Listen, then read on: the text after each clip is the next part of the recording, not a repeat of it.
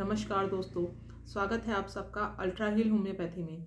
दोस्तों आज के इस वीडियो में हम बात करेंगे एमेनोरेया के बारे में।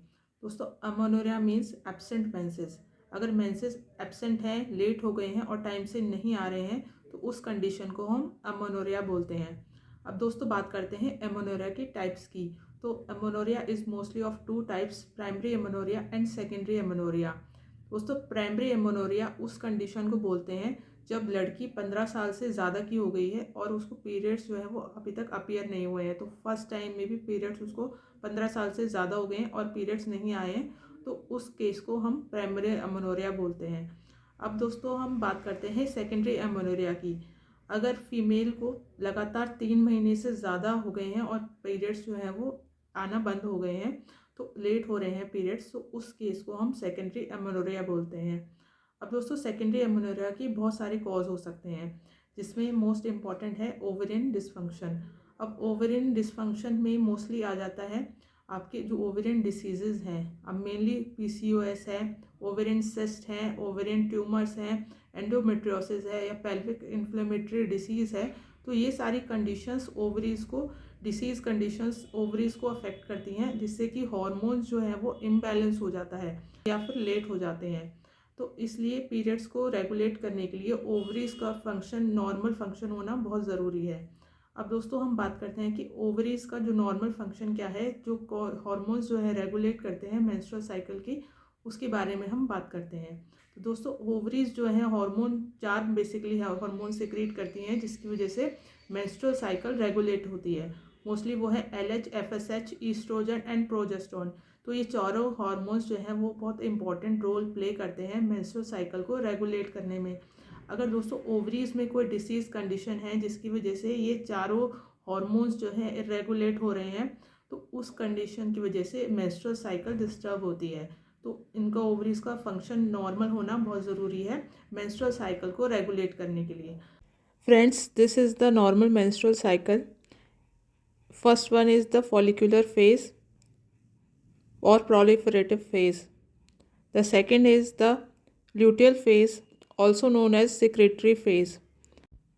Follicular phase is due to the high secretion of FSH and LH due to the influence of estrogen, which causes the follicles to mature. When the follicles mature, they release a egg. It's called ovulation. Ovulation occurs due to the increase in the secretion of LH. When the ovulatory phase ends, then the secretory phase starts. During the secretory phase, the progesterone maintains the corpus luteum and prepares the uterus for pregnancy. In case pregnancy does not occur, then the progesterone level falls. This leads to the menstruation.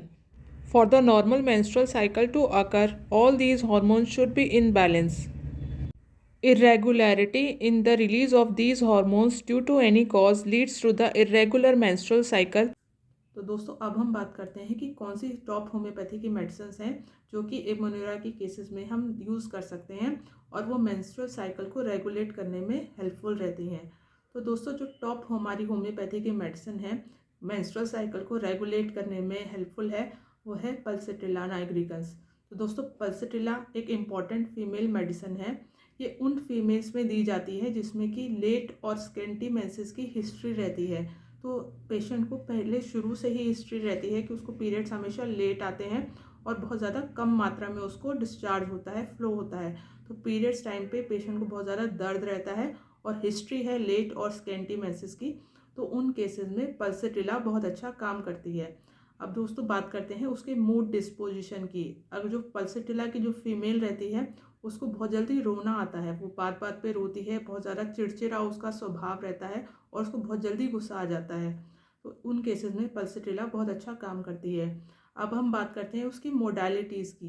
तो दोस्तों pulsatilla को closed room से, closed उसको endorse अंदर उसको रहने से बहुत ज़्यादा उसको एग्रेवेशन होती है, उसकी जो परेशानियाँ वो बढ़ जाती हैं और ओपन एयर में उसको आराम मिलता है। तो patient desires open air, open air relieves all complaints. तो उन केसेस में pulsatilla is important homeopathic medicine और पल्सेटिला उसमें बहुत अच्छा काम करती है। अब दोस्तों हम बात करते हैं हमारी नेक्स्ट जो सेकंड होम्योपैथिक मेडिसिन है एमेनोरेया के केसेस में बहुत अच्छा काम करती है, वो है एपोसाइनम कैनाबियम।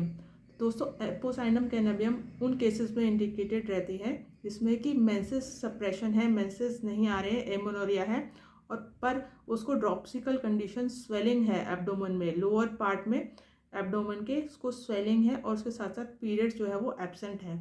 तो उन केसेस में एपोसाइनम कैनाबियम बहुत अच्छा काम करती है। इससे ना केवल मेंसेस अपीयर हो जाते हैं बल्कि जो स्वेलिंग है वो भी रिड्यूस हो जाती है। दोस्तों बात करते हैं जो तीसरी हमारी होम्योपैथी की मेडिसिन है एमेनोरिया के लिए, वो है नेट्रम्यूर। अब नेट्रम्यूर दोस्तों उन केसेस में इंडिकेट रहती है जहाँ पे कि पेशेंट को हिस्ट्री है अर्ली मेंसेस की, अर्ली और प्रोफ्यूज मेंसेस की।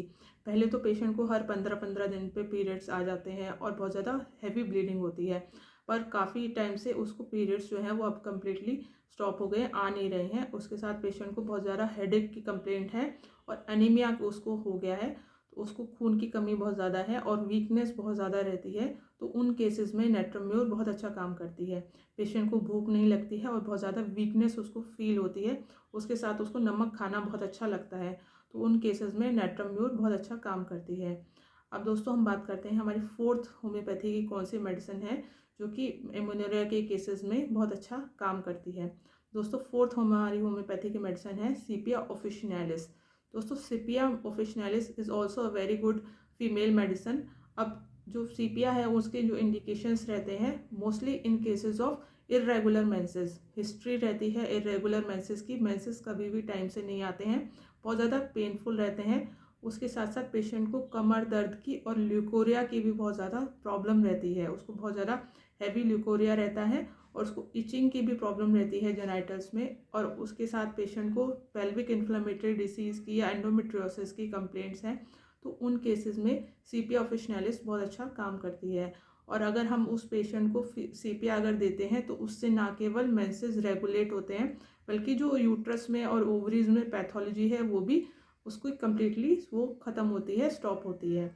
तो ऐसे पेशेंट्स में हम सीपिया ऑफिशिनालिस को और बाकी होम्योपैथिक मेडिसिन को हम यूज़ करते हैं ताकि जो पीरियड्स जो हैं वो रेगुलेट हो जाएं और जो ओवरीज में जो नॉर्मल जो डिसीज़ कंडीशन है वो भी अपने आप क्योर हो सके।